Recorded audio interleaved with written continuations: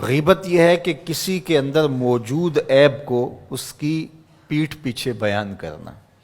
سیدہ عائشہ رضی اللہ تعالی عنہا سے مروی ہے، انہوں نے حضور سے پوچھا کہ بعض اوقات کسی میں کوئی عیب موجود ہوتا ہے اور اس کو اگر بیان کیا جائے، وہ تو اس کے اندر موجود ہوتا ہے، تو فرمایا اس کو اگر بیان کیا جائے جو موجود ہوتا ہے یہی تو غیبت ہے، اور اگر موجود نہیں ہے تو بیان کیا جائے یہ تو بہتان ہوگا، جو کبیرہ گناہوں میں سے ایک گناہ ہے۔ اور کسی کے اندر عیب موجود ہو اور اس کو بیان کرنا اور اس کی شرعی ضرورت نہ ہو۔ آپ کو عدالت میں گواہی دینے کی نوبت نہیں آئی ہے، کسی نے آپ سے نہیں پوچھا کہ میں فلاں کے بیٹے سے رشتہ کرنا چاہتا ہوں تو وہ کیسا ہے، تو یہ مجبوری ہو تو پھر تو بتانا پڑے گا کہ وہ نشے کا عادی ہے، تو اپنی بیٹی کو اس دلدل میں نہ پھینکیں، وہ ایک الگ بات ہے۔ کوئی ضرورت شرعی نہیں تھی، کوئی اخلاقی ضرورت نہیں تھی، تو اس کے بغیر کسی کے عیب کو چھالنا، لوگوں کو اس سے بدظن کرنا، اس سے نفرت دلانا اور خام خواہ اس کی آبرو ریزی کرنا، یہ سخت جرم ہے اور یہ کبیرہ گناہوں میں سے ایک بڑا گناہ ہے۔ اور یہ بات ذہن میں رکھیے گا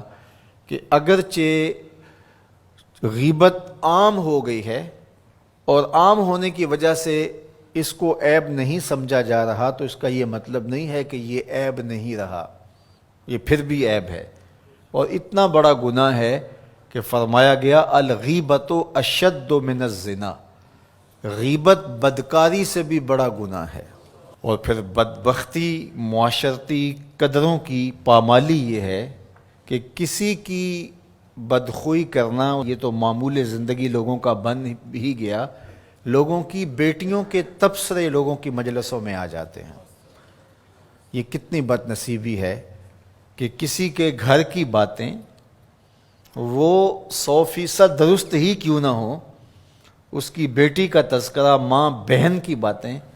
چوپالوں میں، بیٹھکوں میں، مجلسوں میں گونجتے ہوئے کہکہوں کی صورت کے اندر بیان ہوں، تو ذرا بتائیے کہ وہ معاشرہ کوئی معاشرہ ہے؟ آج میں اور آپ دیکھیں کہ ہم کہاں کھڑے ہیں۔ اور آقا کریم علیہ الصلوۃ والسلام کو یہ چیز دکھلائی گئی کہ تانبے کے ناخنوں سے اپنے چہرے کو نوچ رہے ہیں۔ اپنا معاشرہ تشدد اور افتراق کا شکار ہو کے رہ گیا ہے۔ یہاں یہ بات بھی میں کہنا چاہوں گا کہ بریکنگ نیوز کے نام سے جس طرح سے چینلز کی دوڑ لگی ہوئی ہے، اور اس میں یہ نہیں دیکھا جاتا کہ کسی کی عزت کو اچھالنا قرار پا رہا ہے اور اس کا کیا نقصان اس معاشرے میں ہوتا ہے۔ اور تیسری بات یہ ہے کہ برائی کو نشر کرنے سے برائی کی حوصلہ افزائی بھی ہوتی ہے اور لوگ گناہ میں دلیر ہوتے ہیں، اور اگر اس کو بیان کرنا ناگزیر بھی ہو جائے تو اس کو 100 پردوں میں ملفوف کر کے بیان کرنا چاہیے۔ ایک زمانے میں اگر کوئی ایسی خبر لگتی بھی تھی تو لکھا ہوتا تھا نون اور میم، نام نہیں لکھا ہوتا تھا، دونوں قابل اعتراض حالت میں پائے گئے اور پولیس نے موقع پر گرفتار کر لیا۔ تو نون اور میم لکھا ہوتا اور قابل اعتراض حالت، بس یہی ہوتا۔ اور اب یہ بریکنگ نیوز کے چکر کے اندر کیمرہ لے کے اندر گھس جاتے ہیں اور قوم کو دکھا رہے ہوتے ہیں، اور ہم اگر میڈیا پہ آئیں اور دیکھیں تو لگتا ہے کہ معاشرے کے اندر برائیاں ہی برائیاں ہیں، اچھائیاں نہیں ہیں۔ تو میں ایک دفعہ ایک میڈیا کے ساتھی سے کہا کہ نیوز ویلیو صرف برائی ہی کی کیوں ہے،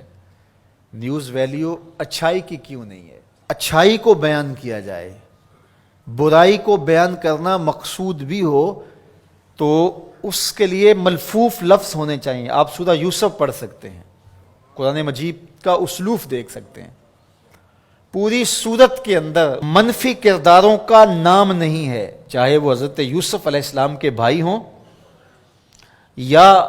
عزیز مصر کی بیوی ہو، ان کا کنایے سے ذکر کیا گیا۔ اور جو مثبت کردار تھے، سورہ یوسف اٹھا کے دیکھیے، بار بار یوسف صدیق کے لفظ آ رہے ہیں۔ یوسف یوسف کی پکار آ رہی ہے، حضرت یعقوب کا ذکر آ رہا ہے۔ اللہ اکبر۔